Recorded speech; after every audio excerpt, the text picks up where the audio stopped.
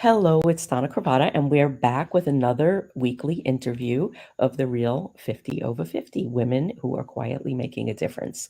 And this week we have Ellen Rogin, and Ellen Rogin is a money expert, a financial intuitive, a speaker, and an author. She's written several books. And hold on one second, I'm having a technical thing here. All right. Oop.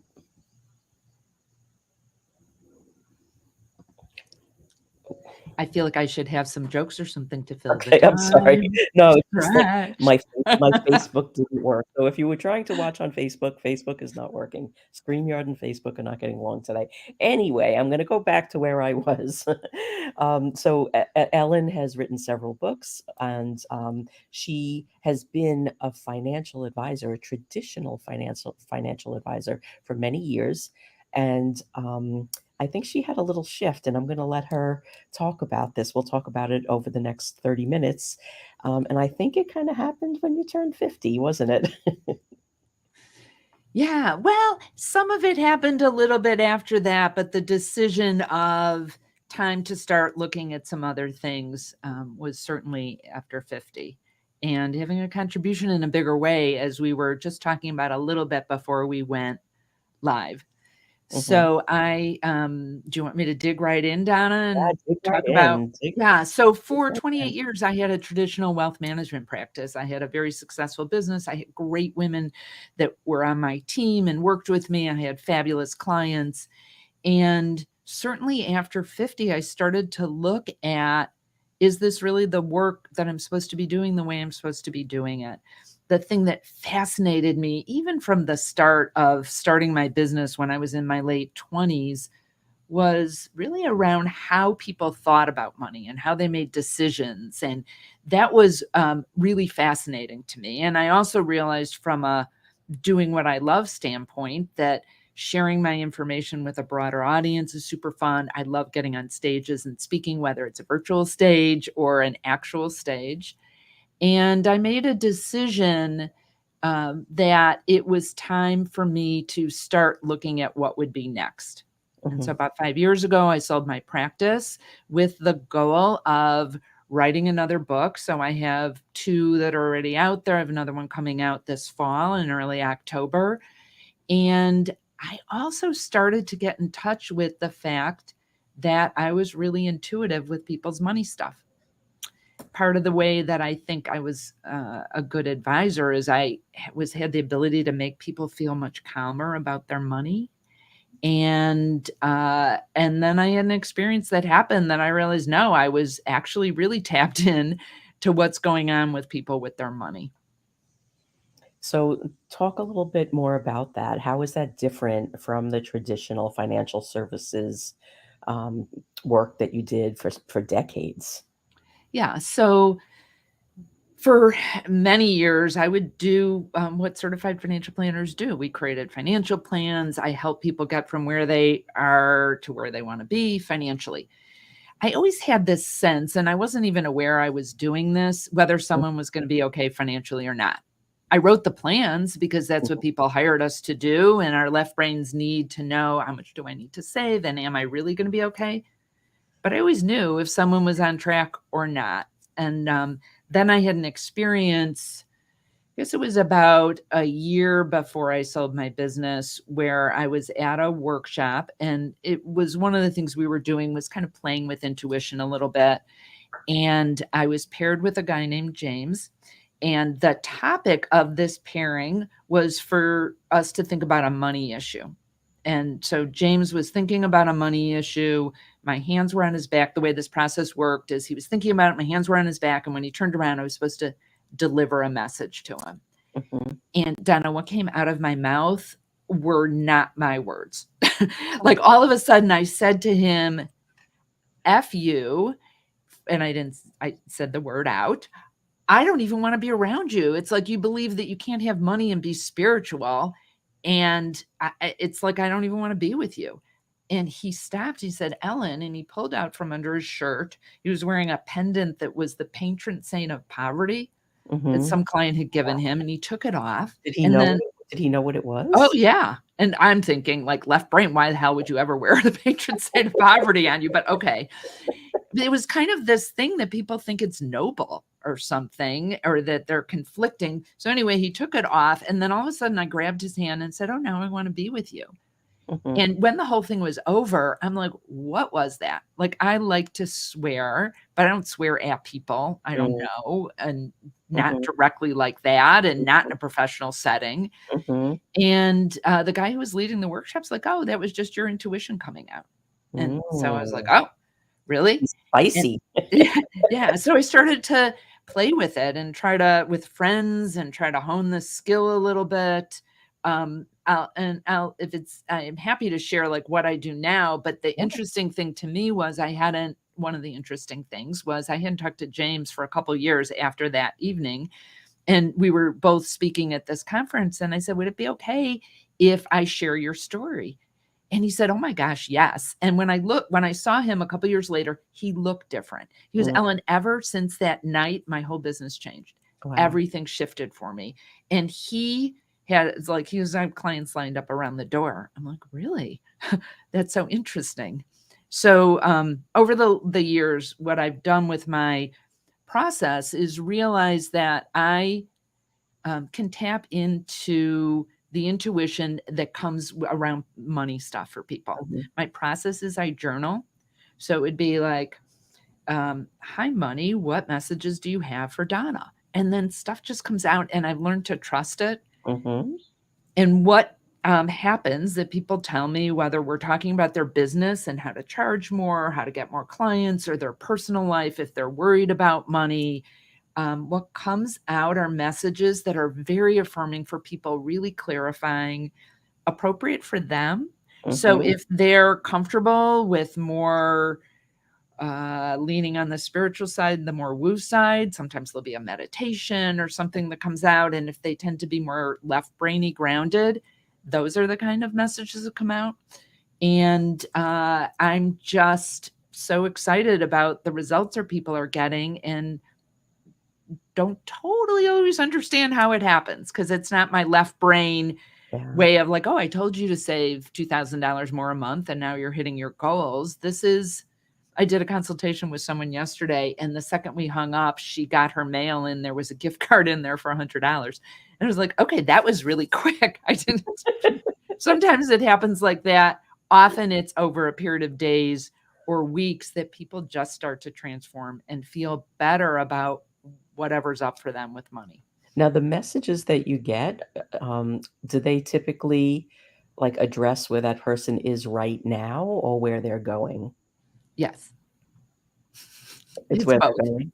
No, it's both. Oh, So both. it can be, everyone has stuff around money. Some people have a beautiful relationship with money, and often people have one that could be better. And I Mhm, love that metaphor. If this conversation of Ellen talking to money is like, what are you even talking about? It mhm, can be just such a helpful metaphor to mhm. be thinking about the fact that we all have a relationship with money. We just do. And we use it in our vernacular. Things like, I want to make my money work for me. We personify it all the time. Or I don't want my to outlast my money. And yet there's very little time spent on how are you in that relationship. There's Mm, lots of time and attention spent on, are you investing wisely? Are you budgeting? All the mhm, left brain stuff, which is important. I'm not diminishing that. And if you don't have the right relationship mindset grounding set, you may hit your goals, but you may be miserable in the process, or you might just miss them and wonder why it's so elusive to build the business that you want or hit your financial goals. yeah. So one of the things that you talk about, and I think this is a nice tie-in, like, how do you define the energy of money? Um, and how does that play into all of this?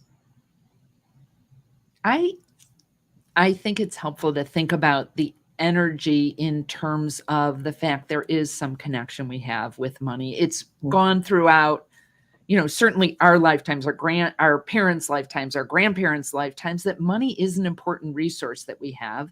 There's the material part of things, we need money in our world. We need money to do all sorts of things, to invest in our business, to eat, to in the US, to send our kids to college. Mhm. And there's this ethereal part, the part that doesn't get talked about as much, although more so now. Mhm. And this is around your thoughts and beliefs around money. How are you using it in a way that you value? Would money think about how you are in relationship with it? So, like, if we had, I think sometimes people think about their relationship with money as a one-way street. Yeah, Like, yeah. money's, I don't trust it, it's not there Mhm. for me. But how are you in that relationship? Oh, that's so interesting. Do you wanna just a hookup? Like, you're happy with money while it's there for Is you? it Tinder money? Yeah, is it right. Are you, like, swiping, left or right? Um, and, like, would money think you're a good partner? Do you care for it? Do you respect it? Do you spend it on things you value? Do you, trust that it's there for you? A lot of times I get messages all the time when I'm doing these sessions for people or in my journaling or my writing that's about money wants you to do really well. It knows that there's so much fear around it, and it's not helpful. Yeah. I mean, it's understandable. And if I talk to somebody who's looking for more business or lost their job and they're looking for another one or they're fighting with their partner, like, I get how fear can rise in people around money, but it's not helpful. Yeah, You and don't have to have it to move ahead. it's often taught, this is something that you carry through from a previous generation, um, and, like, how do you unteach that? Well, and it might be even from a generation you didn't even know was Mhm. happening. Mhm. So, if your parents grew up in the depression, but their parents left another country and had to leave everything behind, I think we carry some of that financial trauma in us, even if we're not aware of it. And yeah, so starting to explore your own background in money is super helpful for people. Sometimes it's not years of therapy that it takes to move through some of our money issues. Sometimes it's just pulling it out, like, guess what? I'm okay. Yes, my grandparents lived through the depression, or my parents, or Mhm. whatever. For us, like for me, was my parents were little during the depression. Mhm. That impacted them. Yeah, It impacted my husband's parents. And yeah. so how does that impact us now, in terms of worrying? They had stuff to worry about. We Mhm. have enough food in our refrigerator, thank Yeah. goodness. I was thinking that the other day because I was driving my son back up to college and thinking, like, his whole upbringing around money was totally different than mine was. Like, my mother worked in a supermarket, so we had food on the table. Yeah. And, like, her parents, like, they were, like, smuggling relatives that are hungry, and they were, like, staying in their one-bedroom apartment in Brooklyn on their way to someplace else in the US, and, I was just thinking back of, like, how drastically, the families' lives have changed in 3 generations, I mean, just it's just amazing, and, like, what is it gonna be like for the next generation after that? I mean, he's never had a day wondering where the food was gonna come from, if the roof was gonna be over his head the next day. He's never experienced that, and Mm. he had a bit of a cavalier attitude. And, I kept my mouth shut, but, it really tied together for me, like, it wasn't that long ago that, people in his family were living a very different existence. Or people down the street might be Yeah, right, today. yeah, Right, exactly. and that's where I think, like, a process, an attitude of gratitude can be really helpful for us to not take those things for granted, that Yes. we do have, electricity, a roof over our head. Anyone who's traveled has seen, and it might be traveling to the next town over, but certainly international travel can show you how other people can live with a lot less, a lot more stress, and yet can also have really beautiful relationships and be Mhm. happy. And it's easy in this country to feel like our stuff is what makes us happy. And yet, if we really slow down, we know that's not That's the not case. true. Yeah, yeah, that's beautiful. And when you're working with people, Is that what comes through you, is the energy of that money?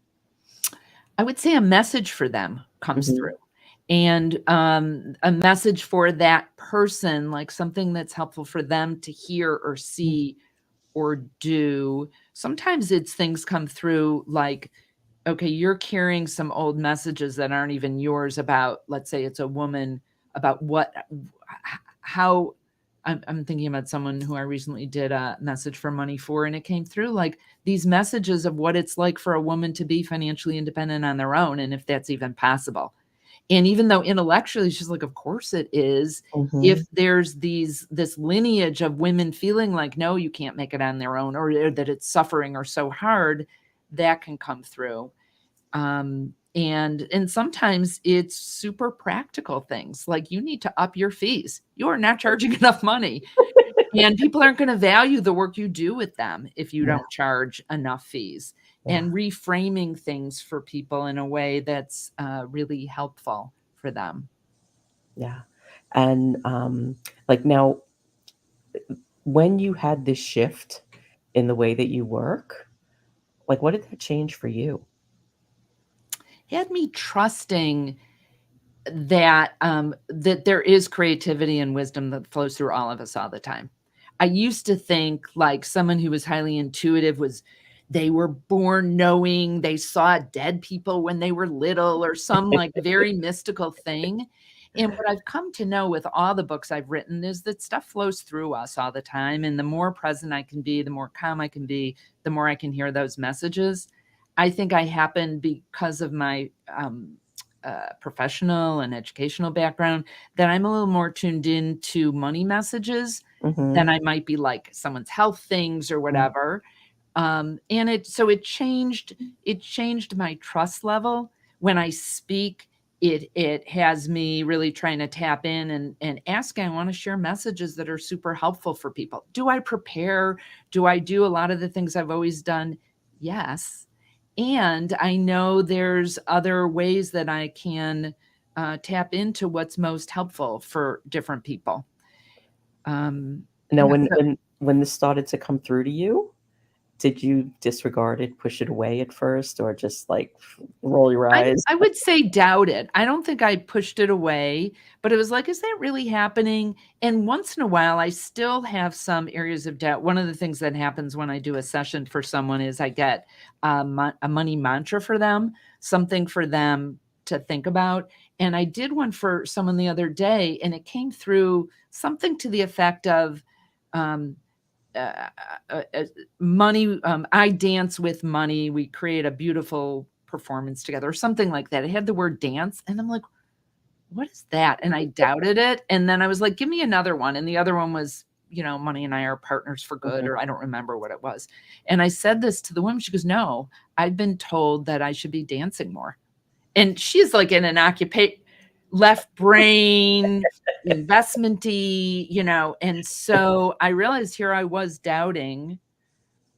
The other part that really has been the biggest transition for me, Donna, is I've come through a very traditional background. I got lots of letters after my name. I have an MBA, la la la la la, Mhm. very traditional background where I was very guarded in terms of my interest in some of the more ethereal things when I was doing investments for people because I was like, I don't want them to think I'm weird.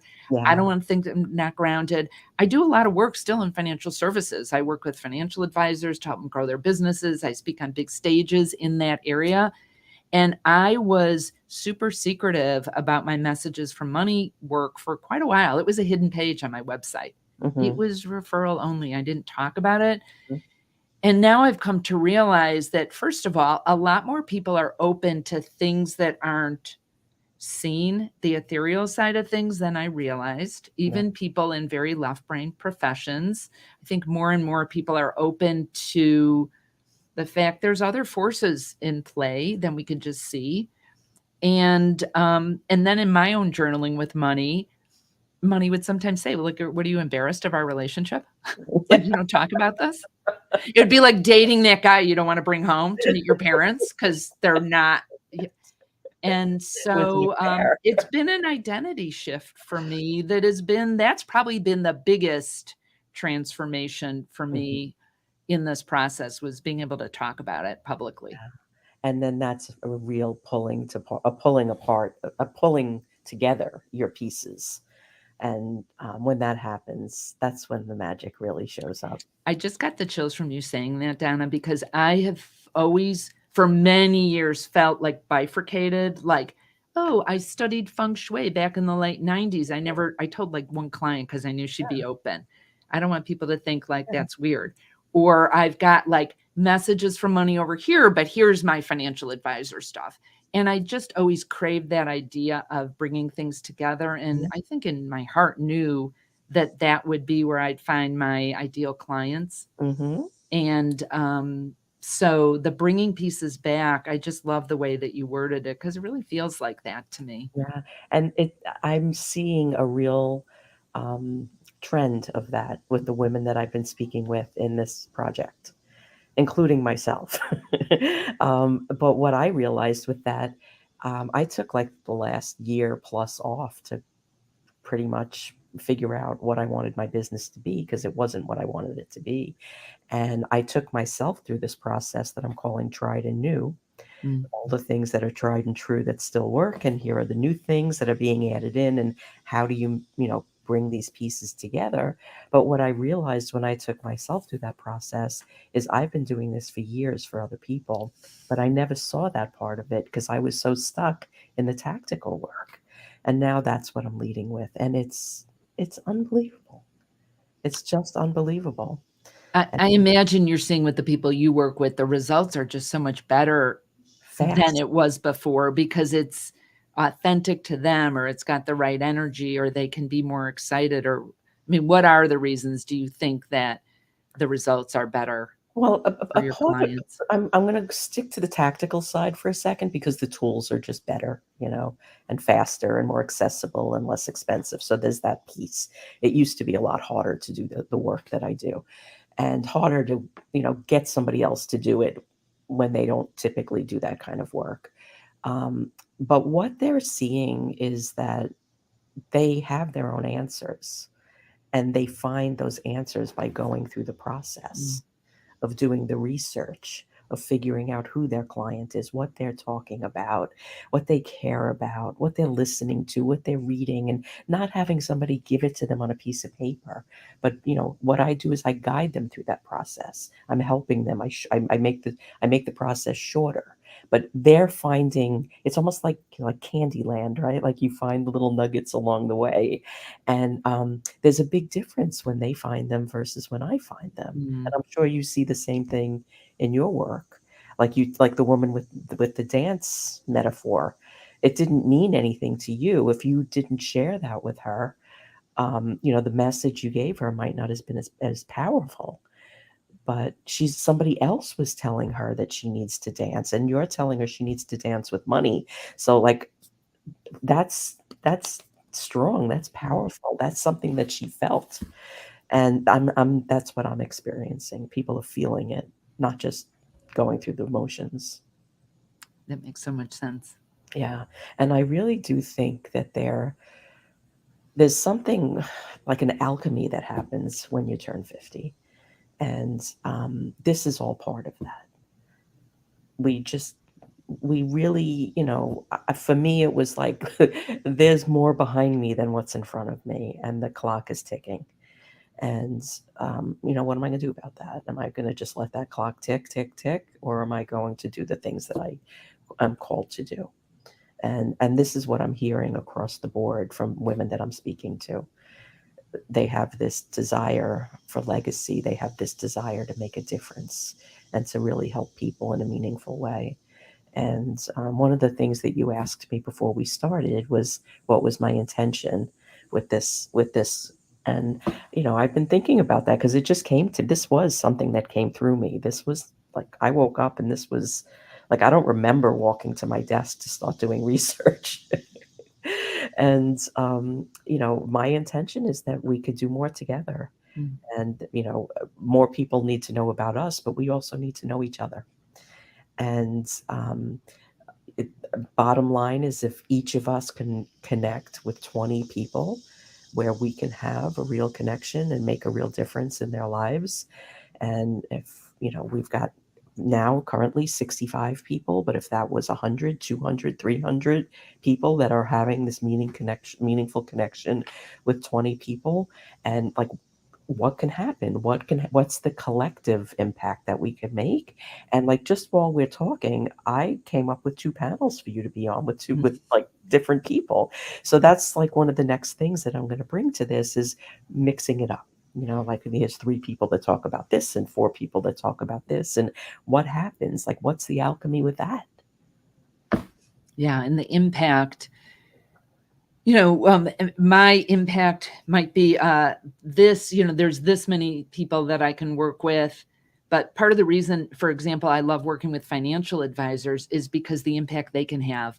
Like I can work with X number of them, but think how many clients they're working with. And Yes. one of my bigger goals is to heal people's money stuff. Like if people felt, especially women, if we're grounded in our knowing we're going to be okay with money, then we could start to ask, how much can I give? And Yes. I know women make such a difference in the world. And I think our financial resources is one beautiful way that we can do that. Yeah. And so that kind of leverage in impact, I think, is so helpful for all of us to be thinking about, like, who are you serving? Are you serving the right people? Mhm. And who are they serving or impacting? Mhm. Yeah. Okay, so now tell us about the what does it mean to be an abundance Yeah, activist? so I came up with this term when I wrote my book before last, Great with Money. We talked about the benefits of um, generosity and having a systematic giving plan and helping. And I thought I should really put this into play. So besides automatic, like having systematic giving, where I take a percentage of my income, my husband and I, and we put it away to be given away to causes that are important to us, I think there's an energetic part of generosity. One of the things I say, I'll put this little card up, that generosity precedes prosperity. Sometimes people think, oh, I'll give back when I have. And I actually hate that term. It's a little cringy to me. I think we should give forward, like not wait to Mhm. be giving. And so I came up with this idea of being an abundance activist. And it's this energy of how can I change the conversation to be more positive? How can I be more generous and give to people, whether that's mentoring, financial giving, volunteering, giving referrals? You're giving on a regular basis by creating this platform for women over 50 and all the people they impact then. How can I be more generous? And having coming with that attitude brings, what goes around comes around. I used to tell my kids this all the time, but not necessarily for the same person. So Mhm. you may be saying, Ellen, I want to have you on these panels, or I'm going to have you on my LinkedIn Live, or my show. And then all of a sudden, some referral comes to you from some client you haven't talked to in years. Mhm. It may come from me, but it may not. It's not usually a tit for tat. No, no. So that idea of being an abundance activist, and how can we be positively impacting people with just trusting, not doing it so something comes back, but just Mhm. knowing that's just how things work, that they will. That reminds me of Elizabeth Gilbert's version of opportunities in her book Big Magic. And she talks about opportunities come to you, and if you don't take them, they go to somebody else, and that Mhm. means they weren't meant for you. And it's so beautiful the way she explains it. Yeah, I love that book. And I love that story she talks about, where the story idea came to her and she didn't Mhm. take it, and someone Yeah. else wrote the exact same book. It Yes. was so cool. Um, Yeah, yeah. that's really good. Okay, and people could learn more about being an abundance activist on your website. There's a Yep. page for Yeah. that there. And so we're just at 30 minutes now. Is there any last bit of wisdom you want to share? Um, I would just reiterate this: the generosity precedes prosperity. Like, who can you serve today? How can Mhm, you make a difference for somebody else mhm. in even a little? It doesn't have to be donating a kidney. Maybe you're just smiling at somebody that looks like they could use a smile or an authentic compliment, or you are making a charitable donation. Yeah. Whatever it is, to be out there. Okay, and I'm going to turn that into a challenge. Come back and post it here and let us know what you did. Beautiful. So, Ellen, thank you. Thank you. It's always good to see you, and I'm so happy that you're part of this project. And thank you for spending some time with us today. If you're watching on the replay, put some comments in here, tag us. We'll come back and respond to them. Go over to the real50over50.com website, connect with Ellen, read all about her, link to her website, follow her on social, do all the things, read her book. I have it right here. Oops. And oops. Thank you. And look out for the new one coming in October. And we will see you again next Wednesday. Thank you. Thanks.